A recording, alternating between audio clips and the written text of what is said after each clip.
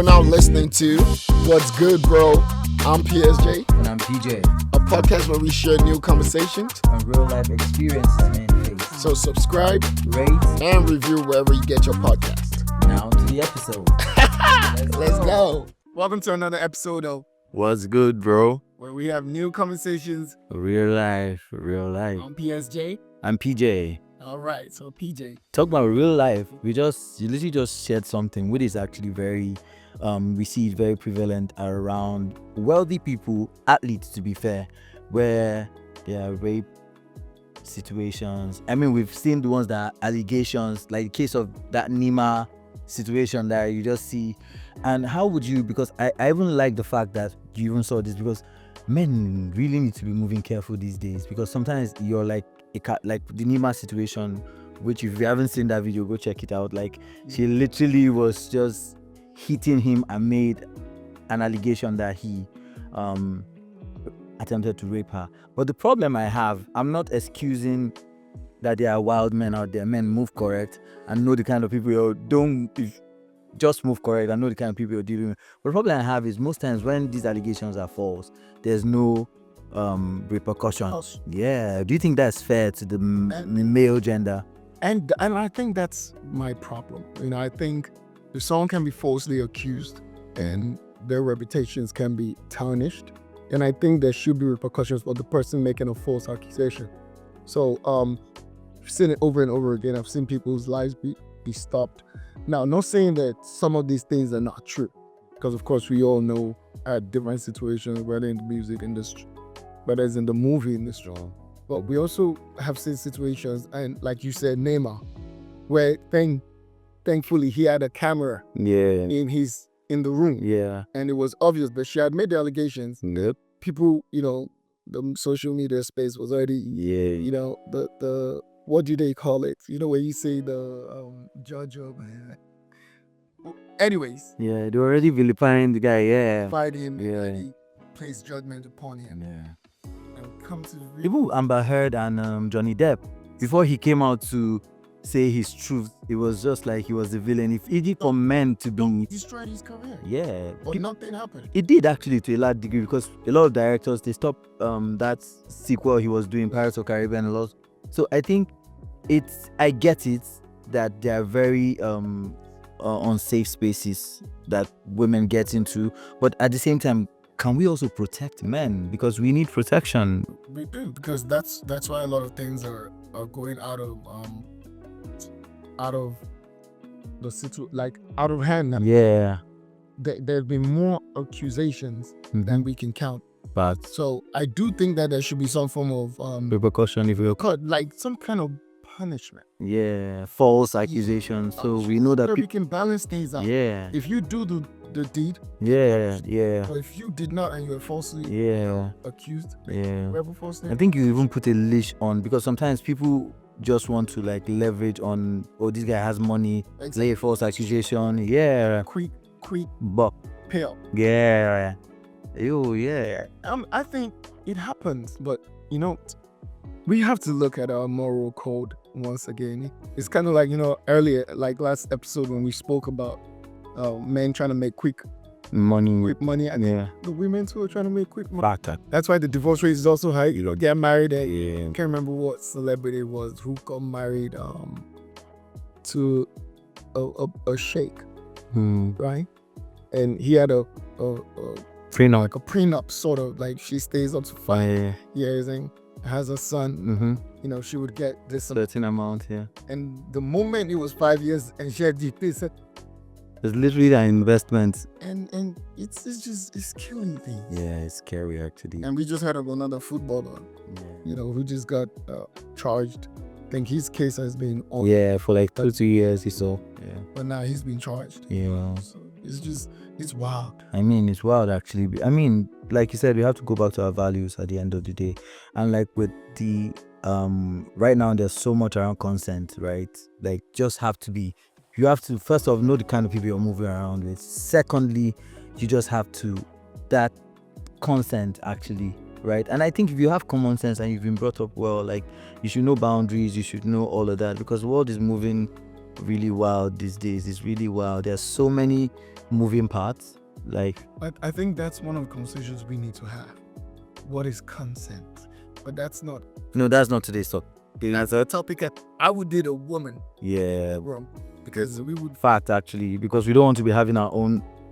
Yeah, without you know how we see things differently. So Fact. it's best that we have someone to balance the Yeah. conversation out. But my conversation today now is veering towards I want to take back from what we spoke about. Oh, yeah. Last episode. I know we didn't fully finish that. Want to talk about some of our challenges, some of our losses and stuff. But I know you had a story. I have a story actually. I have a I think story. it'd be a good time to share.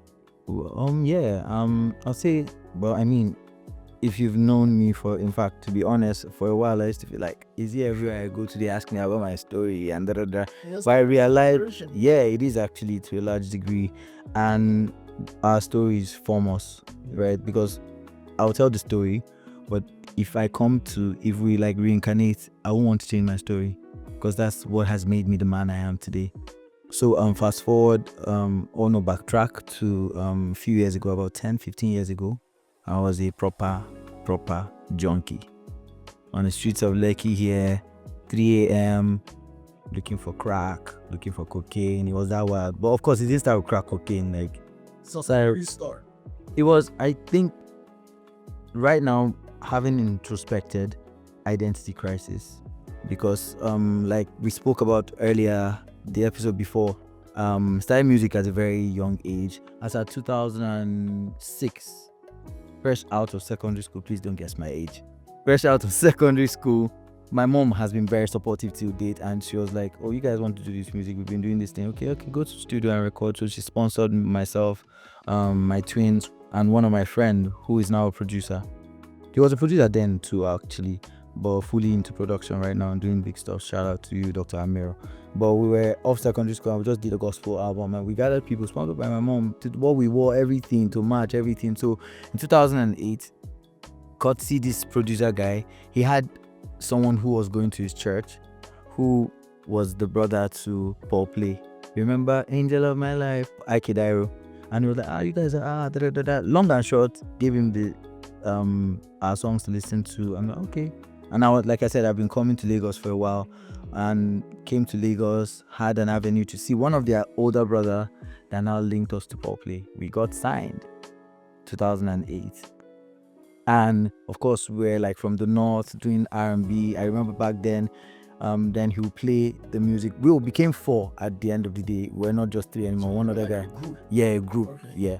So in that group, 2 guys in the group were ladies' men. I don't want to call their names, but I mean, they I don't know. They are no longer, we hide their identity. They were ladies' men. They could, like, it was easy for them. Then this other guy was a producer, and I don't know if you've seen boy bands, Westlife and the likes. There's always there's the cute one, there's the one that is like the one that dances, and there's that one. I was the guy that they always leave to take the last part, the bridge. They always the gentle one that they were like, oh, he's cute, like, like the afterthought. So I struggled with that because I was looking for my own tribe, if that makes sense, because people will come to the house and everybody's getting their share of attention. And I was an introvert, still I'm an introvert. But I wasn't, like I said, identity crisis. I wasn't okay being an introvert because it felt like I was an afterthought, right? Because I would not push for opportunities, won't push for their sharing. And I used to write well myself. 3 of us used to write songs, but I believe 2 of us were like the stronger songwriters. So all the hey, I'll be like, yeah, we wrote that stuff, but I wasn't, in my mind, I wasn't getting the credit. So when I moved into uni, first year was like a breeze, and I schooled in the same town I grew up, but I had an apartment after my first year off campus because I was like, no, I needed to stay by myself. My mom was like, cool. School was closer to where we got the house, and may he so rest in peace. Usman Alawadi, my friend, he passed on about a year ago, and we were staying together and all that stuff with a few other friends, just being boys. And one day we went to a friend's house, right? And I and that friend and another friend, they were like, we're just chilling, and they just stepped out. Like, what's going on? But I knew this other friend used to like smoke weed. But I didn't know that this my other friend had joined, because I went to Lagos, remember, signed, came back, and things had changed. I was like, So when they went, I was like, okay, I can't be the weakling they will be leaving behind in the room, because they went to the courtyard to smoke one, and I was like, nah, if this guy could do it, I can do it. And I think that's really where it started from. Then it now became my persona, that bad boy, because I could just literally light up a blunt, and I was quiet. I know there's that mystery around quiet people. Then top it off with drugs, alcohol. You're now feeling like that nerd. yeah, Wanted to be cool. yeah. I mean, I didn't look like a nerd because I still dressed cool. Yeah, I'm a nerd. I'm a nerd. I'm a nerd actually, and I enjoy being a nerd right now. Yeah. So, but I think it was an identity crisis. I now started from then on, started delving into deeper codeine, retinol, clinical drugs. I moved into Lagos. It was now I got into Lagos. It was the same thing actually. I saw my friend, because at the back of my mind, from my view, I'm like, crack cocaine. But I saw one of my guys do it, and I'm like, if this guy can do crack and cocaine, I mean, in my mind, if this guy, I think I have like a stronger willpower and strength. And it was from then on, went on, and before you know, I started losing my mind. I usually say I was like maybe 30 minutes away from the guys I see picking stuff on the street, because I was hearing voices in my head. I was paranoid. It got to the point where I just started getting comfortable sharing this part of it. I hit my mom because I was sick in Lagos, and my mom is a nurse, by the way. So they took me to my twin brothers, because we're not staying together at that time. They took me to my twin brothers. We were staying in a place called Trap House. All we used to do then was drugs. Like, if you know Lagos, you know Lakwe. It was around Aoya Lakwe we were staying. But almost every other night we would drive 3 a.m. to Lekki Phase 1. Sometimes 12 a.m. we're driving. Sometimes when they are doing those Oro festival, we are beating all of those things to come to Lekki to come and buy crack. We'll be in Lekki from like that 12:30 a.m., 1 a.m. to like maybe 7 a.m. When people are going to work, that's when we're going back home. We would have clubbed, done all these things. Then, like I said, obviously it has like an effect on your mind. If you even Google the paranoia of crack, Marvin Gaye, his dad unalived him because he was feeling like he was sleeping with the bulletproof vest, because he felt it makes you very paranoid. So I said again, paranoid, hearing voices in my head, because I was mixing other drugs and everything, clinical drugs. I was just abusing drugs actually, and not eating. I was like a shadow of myself. I was thin and everything, but long and short, landed in rehab. That must have been a really low point. It was lower than So low. how did your twin handle it? Shout out to my family. I'm not even capping, to be honest, because For the family. yeah, because I would always see the disappointment on their faces, but it was from a place of love. I never felt judgment. It was like, why is our brother losing himself? Like, if he sees me, because I'll go and play football, we're going to hang out together, but we're still doing music together. I'll go, maybe we went backstage, I'm lighting a blunt. He would just say, guy, bro, it's about time we go. But I would definitely see the disappointment on his face, but he never for once told me that, you're destroying the family, or da. So they killed me with kindness. So when I now went to rehab, like I said, I was sick. I was treated a bit here, and my mom is a nurse. They now transferred me. Shout out to my sister and her friend Ella. They were the ones in the car. I also had it's called Fits. Yeah, when you I just started acting wild in the car. Yeah, and they were able to just talk to me and everything, and got to Abuja at night the following day. Mom was trying to ask me what I was going to eat, and next thing I just pounced on her. And to be fair, in my own defense, because I still remember what happened, I was hearing voices. So you could be speaking to me, but I'm hearing intrusive thoughts. I'm hearing things. I'm hearing as if you could tell me, yo, can you have this? In my mind, I'm like, yo, PSJ poisoned this drink. That's why he's asking me. And I'm like, oh wow, you get so paranoid as if somebody's coming after you. I don't know if you even see videos of guys on colos on the street. There's that paranoia that they just they want to run, or they just feel. But anyway, I hit my mom that morning, and when I did, I was like, yo, please take me to church, because I was brought up on the way of the Lord, and I was just very dad was a pastor. I was like, yo, take me to church, and they took me to church, and at the time, prayed for me. It was after the prayers, then one woman said, please, can we take him to a hospital? I know one hospital. Now I went to the hospital and I realized it was when my mom had gone My aunts came from Mina, so Abuja is not so far. They left me and I realized it was a rehabilitation center because I wanted to run. When I left, I went upstairs, balcony, it was burglary approved. Everywhere locked. I was like, nah, I'm done. I'm going to die here.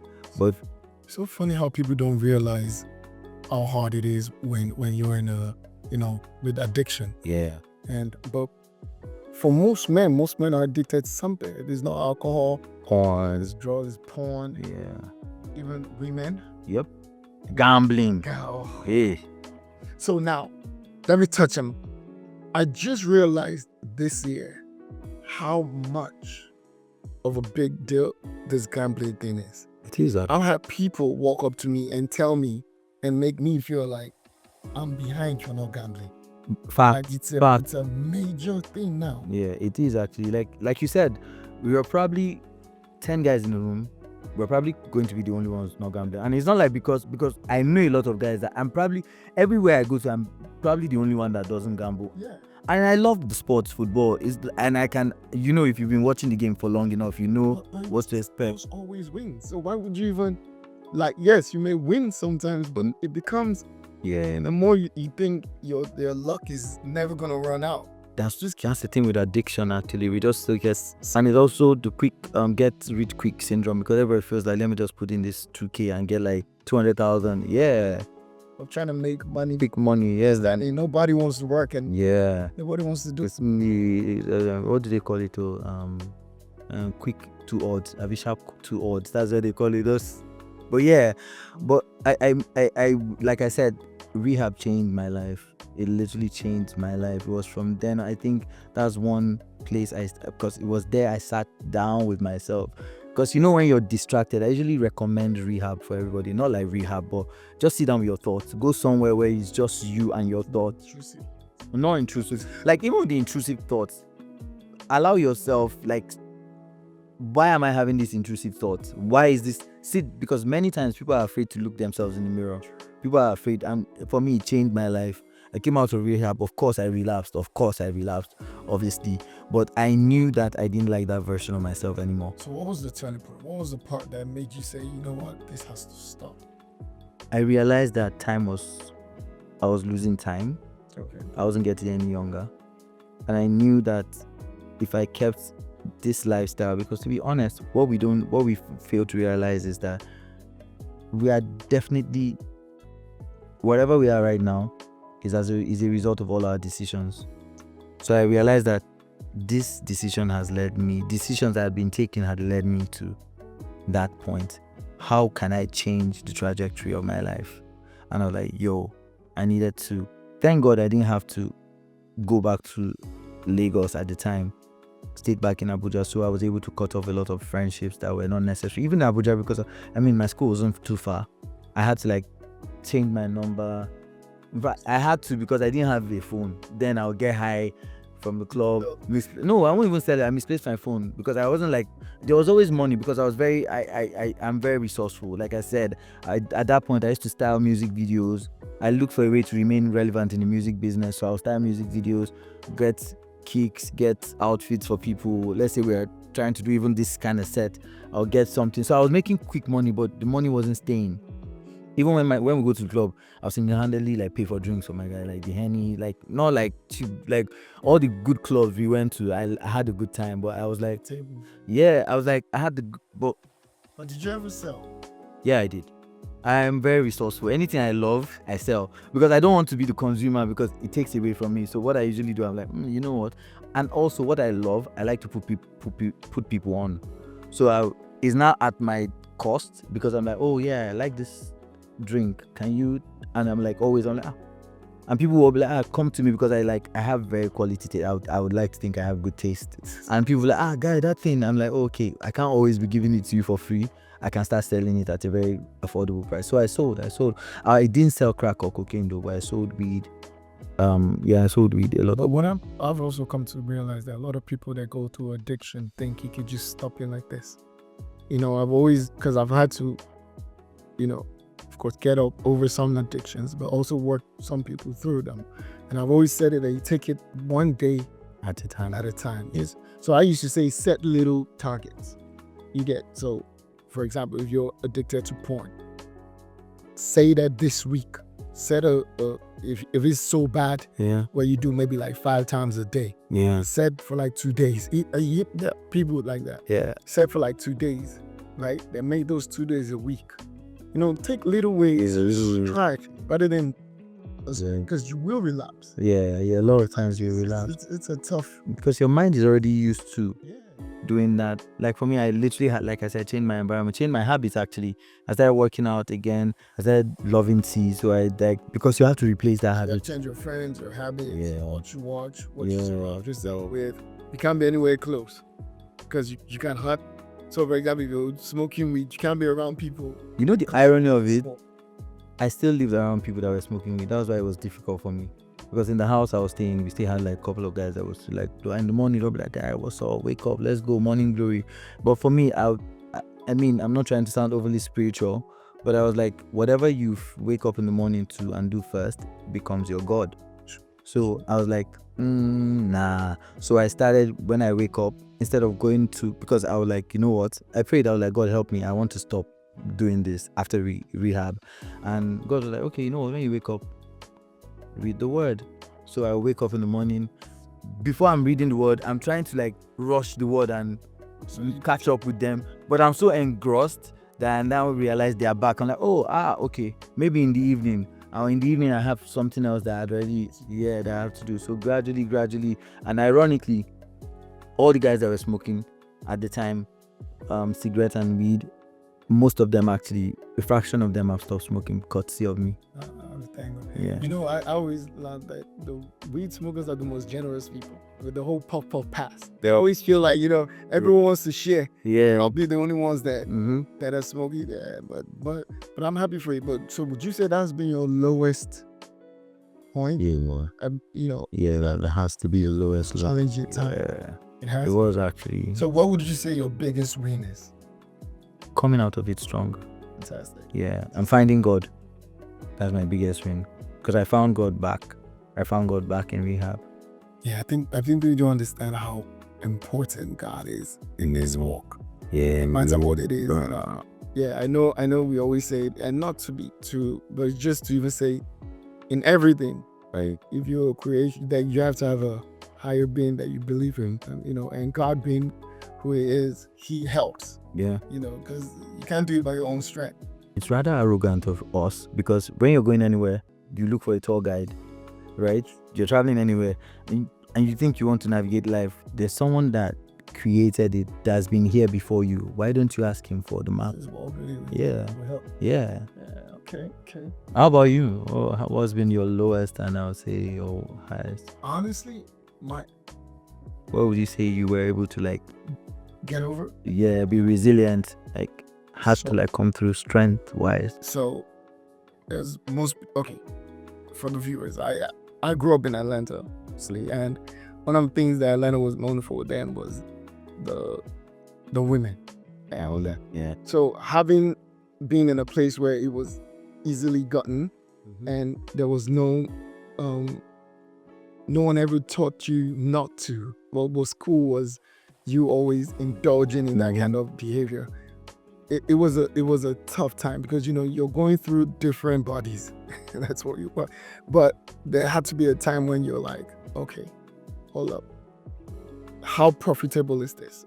How beneficial is this? And had to realize, in fact, the way we knew it was a problem was, I had my best friend then, who is also my cousin. We had a challenge for a year. And the challenge was to say, let's try to keep track on how many this year. And when we heard the numbers, it was staggering. And that was when it first became this needs to change. So I started with, okay, I need to calm down. So I would try to maintain something for a while, just to reduce the number. And I was able to reduce the number by like half. No, actually it was even less than it was about 1/3. And then it started, and then I started, before you knew it, maybe the whole year I'd have only spoken to 2 women or 3. I had to consciously, because you realize that if you keep doing that, then it will go with you till you get married. It will go with you. You can't get out of that. it's quite hard. It's almost like an addiction too, because you be like, I need a, Yeah. I think people don't realize that womanizing too is a form of an addiction. It is actually, because I think for men, there's that, especially with our culture, we feel like the more women we have, I mean, not our culture generally has made us believe that the pivot for manhood, how you feel like you're a man, is the amount of women you can carry. The moment you feel good about yourself. Yeah, women that you can take care of, and how many. But for clarification, there's a difference between sex addiction Yeah. and womanizing. Yeah. So, And it comes from even from place of insecurity, because you're trying to get validation, you're trying to be like, and with the movies we watched growing up, you see like, smooth guy going to talk to this lady, and like, what's good? And you're like, your guys are like, will he get her? Will he bag her? And it's funny you say that, because I remember when we were growing up, right? The dark-skinned guys were not in play. It was always them Boris Cujo and all that. And we were out of, so of course when we started coming in and all them Tay Diggs and the dark-skinned brothers started coming in and we started becoming relevant. Yeah. That had a big play with it. Now we were the ones getting the girls. So we were gonna milk it that little as long as we could be. But then Drake came out. But when the time Drake came out, I was out of the market. So I was like, okay, good. Let's play. But you have those kind of situations. Yeah. And you're right. Insecurities, feeling less of yourself. And it plays more on men. Because there's this pressure of wanting to be the cool kid. The gold guy on campus. And I know women to go through that pressure. The amount of guys they have sex with when like high school and stuff. There's this push to want to be one of the cool girls because the man validates who the cool girls are in school. I don't know how it is in Nigeria, but I know over in the States it was very much reliant on how bad boy, like the cool people. Yeah. But then you get older and you realize that most of them never even win in life. Fact, actually. Because the focus is so out of touch. And how many women can you be with? How many drugs? How many? It's always good to just, go back, analyze yourself. Like you said, sit down and just, analyze, think through. Yeah. Even the voices in your head and reflect. Why? Yeah. Why am I doing this? And then if you genuinely want to stop, there are many places you can get help. Got therapists everywhere. You got books you can read. Yep. You have places you can find podcasts. Yeah, YouTube. Things that can help you. Not that you're trying to kill an addiction and then you're watching a podcast where they're smoking. It will lead you back. I know. I think with if you're trying to stop a habit, it's very important for you to create a boundary. Protect yourself, actually. You have to. Protect yourself, because there will be, people will just keep tossing product at you. Product in the sense of podcasts, whatever it is. Like, they won't stop. Gambling companies will still keep coming to the country. Of course, right? More and more are coming in. Yeah, more and more. So one other question I have for you is, so what is one thing that you have decided this year, 2025? What is something you have decided that you want to do differently, and and how are you doing it? What is a goal that you have set for yourself, or something you really want to do? I would say in doing, right? Because I can be very, like I said earlier, I'm a creative. I know a lot of creatives, I'm also a perfectionist. So it has to be right. So whatever I set my heart to do within that I have planned for the year, I want to do it. I want to ensure if I have a project I'm putting out, I want it to come. Even if it doesn't, because one thing that frustrates me is when I don't get to meet my deadlines. But I've realized that regardless, just drop it. It's in my head, like, there's no right time. Just do it. You may not be able to, like you said, with the addiction, give yourself timelines. You may come back, but if you've made up your mind to just keep doing, because it's in the doing that you now create the muscle to continue doing. So I think for me, it's really putting like we said, recently you realized about my production and everything. I've been paying more attention to my music more, working on a lot of materials actually. This is still not the episode where you want to sing. No, not yet. But yeah, I've been putting a lot of materials out. I put out one single actually about working a lot on materials, and I just want to, like, regardless, because normally when you know how life can really beat you down, like sometimes you just want to like just And you make some good music. I try. I remember I was at your Listening. your listening party. Yeah. And I remember saying, Yeah. I like this one. I would always think this was my favorite. Until, in fact, that was me being courageous. That was me being putting myself out there. And one thing I've learned from people who do things is that nobody cares about the 99 times you failed. You just need one opportunity. You just need one correct answer. And take it well. Yeah, because before now, in fact, what happened? last year, around this time, July actually, I had my first 9 to 5 ever. Because I came to Lagos like, this music thing is not making sense. I need to take care of my bills, I'm like, I need a 9 to 5. But I realized that there was a project we were working on for my former workplace, and we would go to different people to sponsor that project, and they would I was the one doing the majority of the calls and the mailing, but I realized that their rejection didn't make me see myself any bit less, because I was like, yo, you guys are the one missing out on an opportunity to be on this project. But it wasn't same with my own project. Whenever I reach out to somebody for a collaboration and they say, nah, I felt the rejection. It was personal. I felt like, is it because I'm not good enough? I took it very personally. And I mean, the Lord opened my eyes. I was like, why are you not taking this rejection to heart like this? Well, like, yeah, because I know the company is good. We don't need those people's money. We don't need they are the ones that are missing out. I'm like, exactly. You need to see yourself as that. Whenever things don't happen, see rejection as, nah, it's fine, I'll still go. Like, because we'll call, send emails, they won't respond.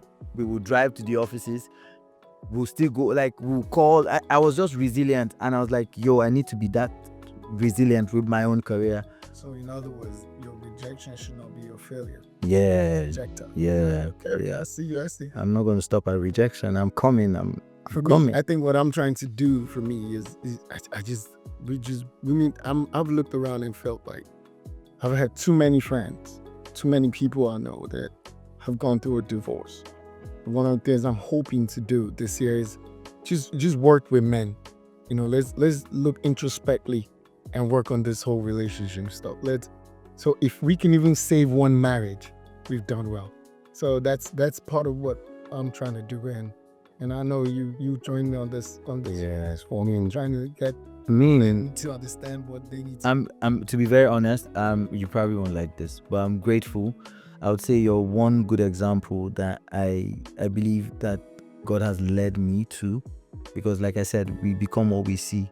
And for someone who's enjoying beautiful family life, a balanced career, and just even their spirituality, and I come to you for a lot of questions, right? And I think we need more people like that. Like you said, even if it's one marriage you save, but truth is, you're not saving one marriage, you're saving generations. Because when we spoke about how womanizing can be a thing, that's how generational cycles start. It does, because it goes into your DNA. That's why a lot of times people don't realize when they say, when someone's kid who's an alcoholic, and if you trace back, you see that the father or the grandfather. So it goes into your DNA, even if you stop.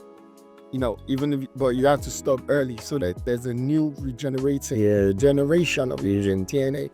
So yeah, it's not an easy thing. It's not. Action is not an easy thing.